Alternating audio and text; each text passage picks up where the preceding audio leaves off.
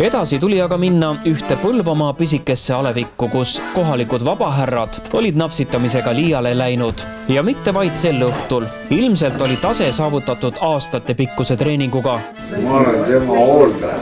Nagu kui täna näha, siis on olemas ka meil ikkagi need kuldkliendid, kelle juures me käisime enne koroonaviirust ja käime ka koroonaviiruse ajal. Naabrid tahavad magada.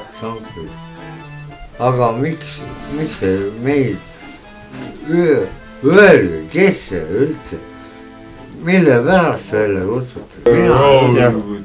Ma olen eluaeg rahulikult joonud. Mis seal salata? Kogu toimuv meenutas kangesti omaaegse legendaarse politseikroonika kaadreid ning mingil moel ka klassikaks kujunenud Kreisiraadio sketši. Nalja kui palju või? Mis te siin olete? Triipumanda? Meie jaoks kurb naljakas pilt, korralike majaelanike jaoks aga pikki aastaid kestnud probleem. Kõndida jõuad või? Ei jõua. Kui jõua. Politsei on seal ka varem käinud ning elanikud kinnitanud lugupeetud alkohoolikutele hoiatussildi. Ei olnud seetega traulguda. Ja. Mis püha täna oli? Kokku saame üldiselt. Kokku ei tohi saada ju. Saime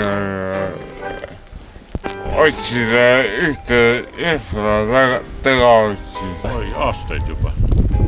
Ja mida nad korraldavad siis?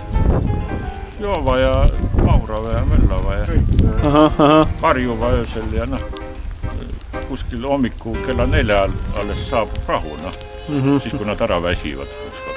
Ja ega neid see eriolukord ka ei kõiguta? Ei kõiguta neid sellise parasiidi, Selge. Parasiidi oma. Küll lähme teisele poole. Ärme enam tagasi taha. Läpist ei jõua üles kõndida. Tule nüüd. Üks häda on meestepundi tekitatav lärm. Toimuvas peitub aga palju tõsisem oht. Keskmine tulekahjus hukkunu on 58-aastane Eesti mees, kellel joobeks 2,94 promilli. Selles punkriks kutsutud paigas oli neid keskmisi aga lausa 4 ning nende sigaretiga unne suikumine võib endaga suures puumajas tekkinud tuleõnnetuses mitmeid teisigi kaasa võtta.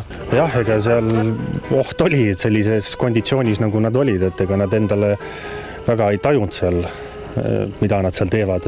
Neid mõtet karistada ei ole, et pigem transpordime nad ilusti koju ära, et saavad naabrid rahulikult magada ja on nemad turvalises kohas. Pane!